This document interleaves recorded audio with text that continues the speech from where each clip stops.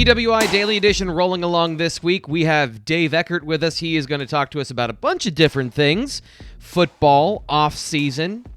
Some questions can be answered here. And, of course, we'll talk about basketball with our basketball reporter. So, Dave, how you doing today? Up late last night, but Penn State Basketball got a win, right? Yes, sir. Yeah. Little tired, but, we're rolling with it. We're rolling. Got the bags under the eyes, but it's all right. We're just going to grind away. It's fine. I was born with those bags under the eyes. Even when I'm healthy and well-rested, people are like, are you okay? It's like, no, this is just what my face does. My mom called it Mediterranean bags under your eyes because she was very Italian. I don't know if that's a fact or not. That's just what she said. But we'll get to that at the end. We're going to talk about Penn State football and some of the things that Dave has over at BlueWhiteIllustrated.com. If you want to check out his articles, there's a mailbag up there with him, Nate Bauer, and Greg Pickle, answering questions that people have about Penn State football heading into the offseason, and Dave's 22 reasons to be optimistic in 2022. We're going to pick 3 of his favorite. I'm going to give 1 reason to be optimistic in the show, and then, of course, we'll round out as we talked about with basketball. So are you ready to go, Dave? You ready to do this? Let's do it. All right. Get into it. So let's start off with our question from the mailbag that I want to talk about that I think is a larger question than just the particular one that was asked in the mailbag. And once again, if you want to check that out, sign up for Blue White Illustrated. $1 sign up is in the description of the video. First link, get there. You can read the question. But it's essentially, is there going to be an open competition at quarterback in 2022 with Sean Clifford coming back for his 6th season, 2 true freshmen coming in, and Christian Veilleux, the redshirt freshman quarterback, next season, or is it going to be a job given to Sean Clifford? What are your thoughts on that particular topic? Well, I think there's 2 things here, right? So I don't think Penn State would have brought Sean Clifford back if it did not feel like Sean Clifford was capable and was, the incumbent at the quarterback position heading into 2022. So that's the first thing. The other aspect of it, though, is, you have guys clearly who you can be excited about behind him. So I don't think Penn State can afford not to consider one of those guys if one of those guys impresses to the extent that, hey, maybe this change needs to happen. Whether that's Christian Veilleux, whether that's Drew Allar or Beau Pribula. But I would expect Sean Clifford to be the presumptive guy, at least heading into the season. So that brings up an interesting question because of the way the season ended. I'm going to show you some of these graphics that I, when looking at the numbers in the Outback Bowl, that were really concerning. 0 completions under pressure in the Outback Bowl. When he was blitzed, Sean Clifford had his worst game of the season, where he was blitzed on 41% of his dropbacks, 66 yards, 2 interceptions. I believe I've called him this week in some of my comments to our message board members. He looked shell-shocked in that game. Can you play that guy knowing he has that problem in his situation, in how he plays in 2022, because it was a theme for the end of the season? How much is that injury circumstance of the offense having to go completely through him, and how much is it just Sean Clifford, in your opinion? Yeah, well, we don't know the specifics of his injury, but you'd assume that he was over it by or close to over it by that Arkansas game.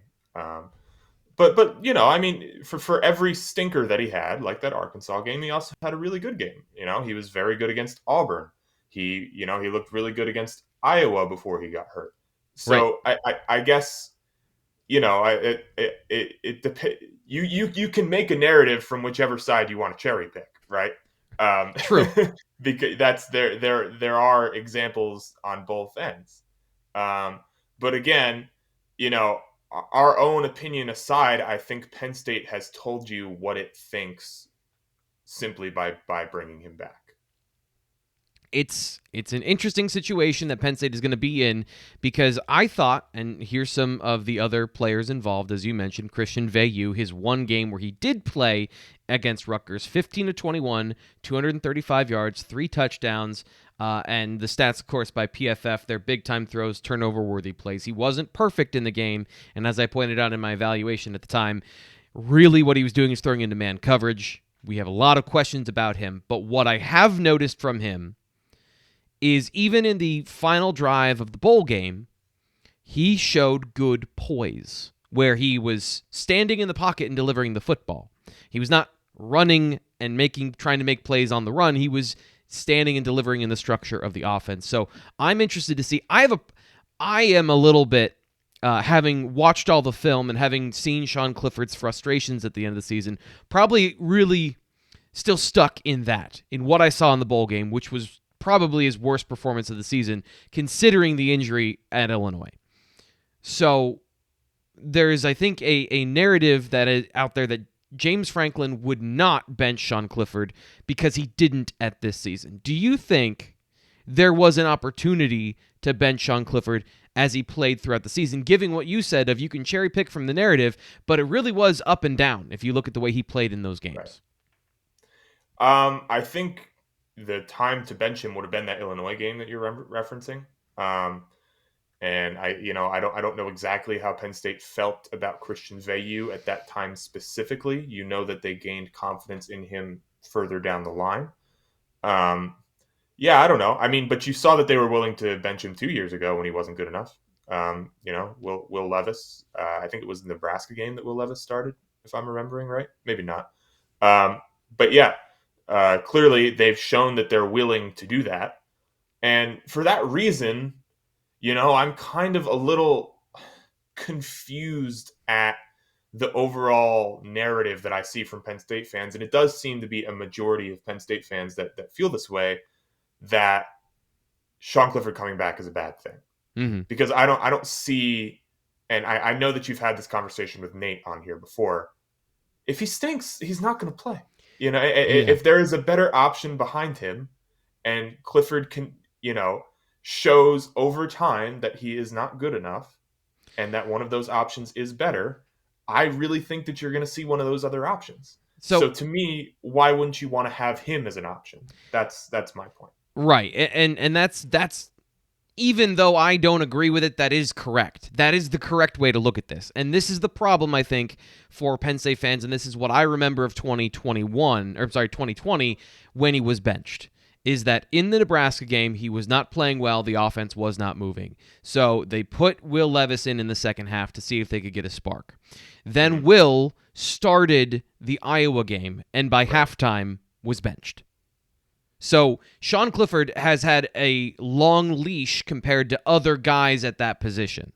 And I guess that's the thing with James Franklin is you have Trace McSorley, who is injured at times in his senior season, and Tommy Stevens, you don't consider using him in games against Michigan, and I know he came back and played well against Iowa, and they won the game, but he was injured in that game. So when James Franklin picks his starting quarterback, it seems like he is very conservative with when he decides that guy is benched. And then even with Will Levis down the stretch, he was used in a rotational role, but he was never really given the same amount of time to work through some of his problems that Clifford has been given over his 2 seasons. And obviously in 2019, that season when he won the job. That to me is the counter narrative, the counterpoint to, well, he was benched. Sort of. Yeah. No, I think that's fair. I think that's a fair counterpoint. But, to me, the shorter leash for those guys, I guess, logically comes down to they're already behind Clifford, evidently, based on the depth chart in practice, in the offseason, whatever. So, I think that's probably the explanation for that shorter leash. But I do think that's a valid point, right? Like I do. Obviously, they've Levis and then Stevens to an extent a few years ago were given less time overall than Clifford was. I think that's valid. Do you think that there's an opportunity for one of those two young guys you just saw, Drew Aller or Bo Pabula, to factor into the competition? Both are enrolling early. I don't remember exactly when the semester starts, but it's soon. It's in the next Monday. week or so, Monday. Yeah.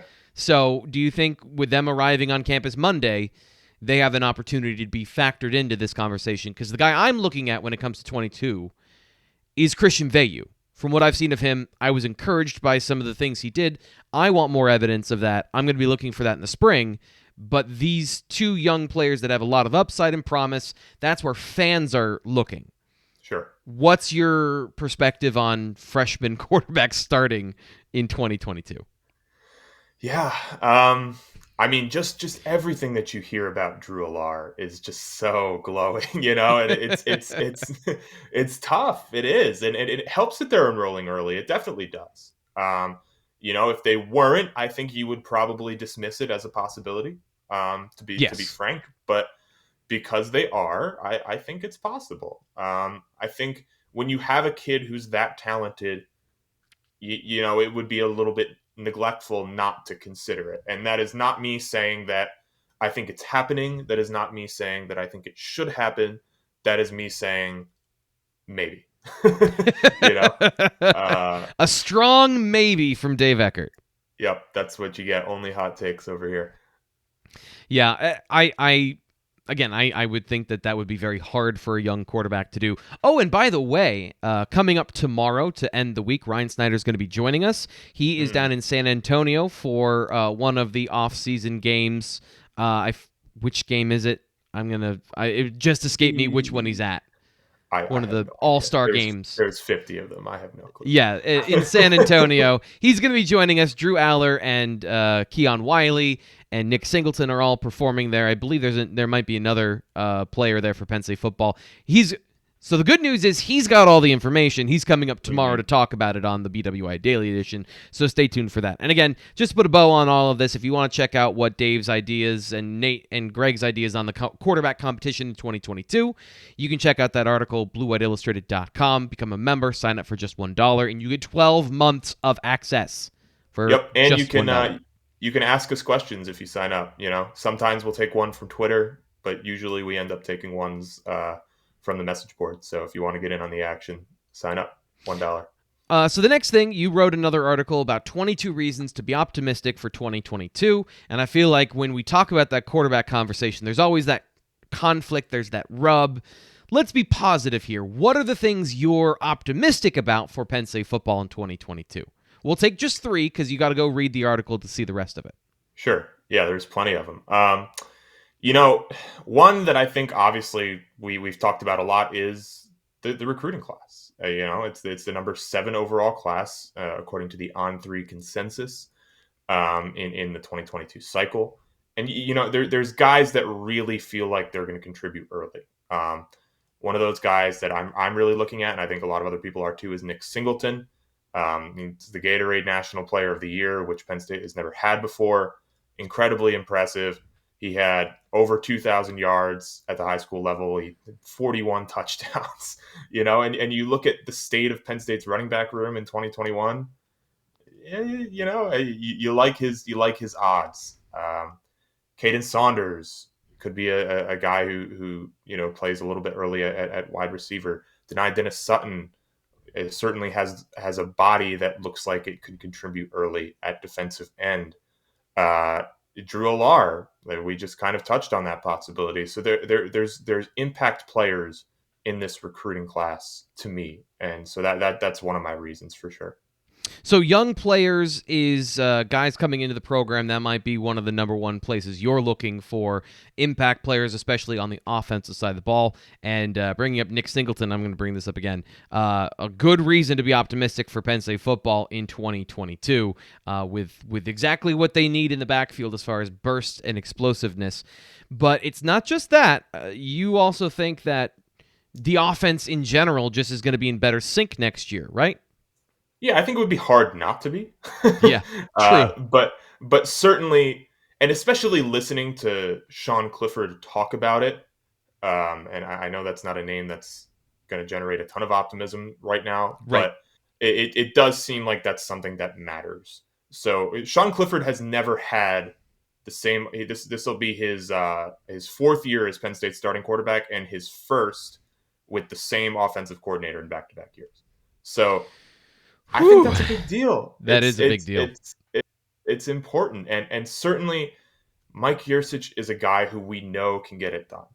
It was not pretty this year. It was not good enough this year, but his Yeah. track record tells you that this is a guy who can get it done for you. So I think in year two, building on some of the stuff that they set in foundation this year with what we think will be the same quarterback, the same offensive coordinator. I think the continuity on the offensive side of the ball is going to help Penn State. Where are the areas you think they have to improve the most? I know the running game specifically is one. That's the biggest thing. What about the running game needs to change kind of on a broad view to improve? Yeah, it's interesting. They need big plays. Mm-hmm. The best Penn State offenses have always gotten big plays from their running backs, right? From Saquon Barkley to Miles Sanders to Jeremy Brown, uh, they've really depended on those burst guys, and I think they're getting one in Nick Singleton. Yeah. So it's going to be interesting to see what he does early because there's going to be opportunity. I think it's probably unfair to expect it right away, but the opportunity exists for him. So yeah, that's the big thing, and then you'd like to see the tight ends get a little bit better, get them some more involved. Penn State has some really good athletes there that Yeah. I don't really think made a difference in 2021. Brenton Strange, Theo Johnson, Tyler Warren are all guys who can go up and get it, and for whatever reason that position group just never really clicked. And then beyond, and obviously we know they're not going to have Jahan Dotson, and I think we'll touch on the wide receiver room in depth a little bit, but they need consistency. They need consistency from the other guys. They need big plays from the other guys. Yep. They're not. I don't think this is an offense that is going to nickel and dime you down the field. That's not how it's designed from what I've seen. That is absolutely not how it's designed. Even to the running game, to a point of what I noticed from, especially at Oklahoma State, and having an athlete like Chuba Hubbard who was explosive in that offense. They used a lot of outside zone. They used a lot of zone running to get explosive plays, hard cutbacks, big-time runs like that. And that, as you pointed out, was missing not only from the talent, but the scheme and the ability to do that. Something I noticed in the bowl game was there were some great run designs where they were using fakes to get the defense to be wrong. But then when you have a 235-pound running back running the football and he gets to the edge, he doesn't outrun the safety. To your point, Journey Brown, Miles Sanders, Saquon Barkley would all outrun the safety on those big plays and turn 24 yards into 7 points.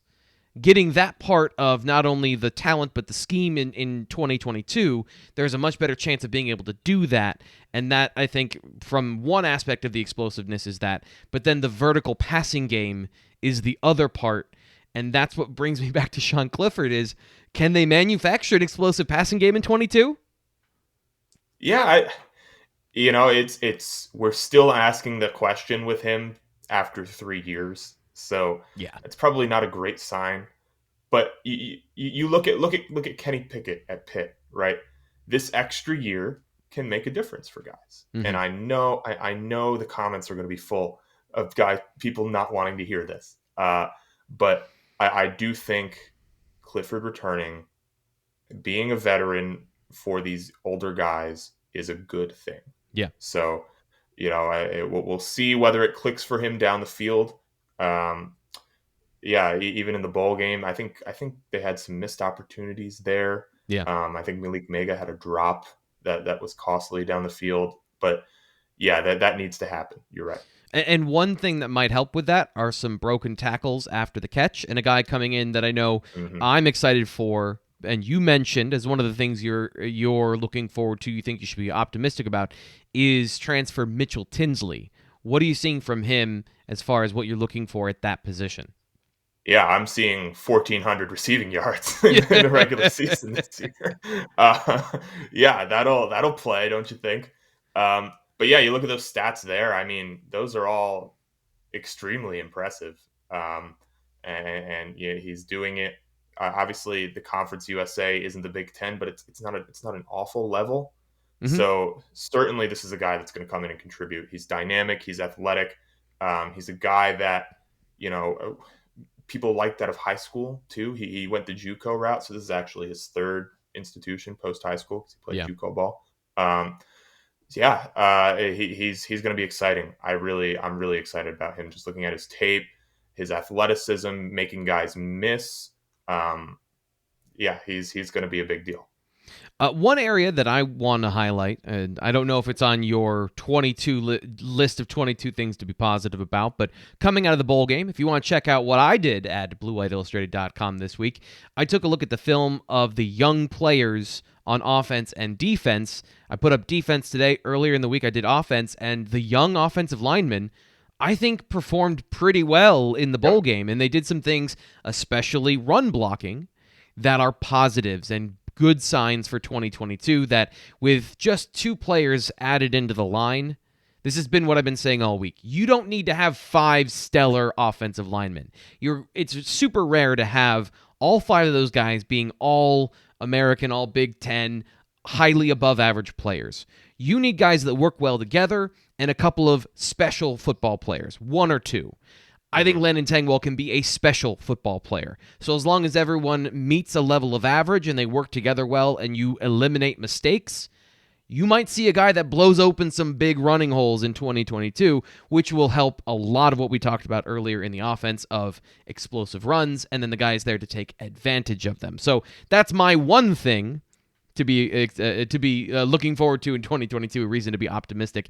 Dave has 22 of them. Was that on your list? It was actually, and I'd like to add a 23rd. I'm optimistic about your analysis, T. Frank. I love your analysis so much that it's going on the list. And awesome. It's not because in 2023 I'm going to be scratching and clawing for an extra reason. Well, you're kind. I'm blushing. So let's talk about basketball. Let's cool things down. But no, actually, Dave, last night, Penn State Basketball got their second Big Ten win in a row, and they beat Northwestern. Tell me about what happened and what you saw in the game. Yeah, Penn State came back from a 10-point second-half deficit.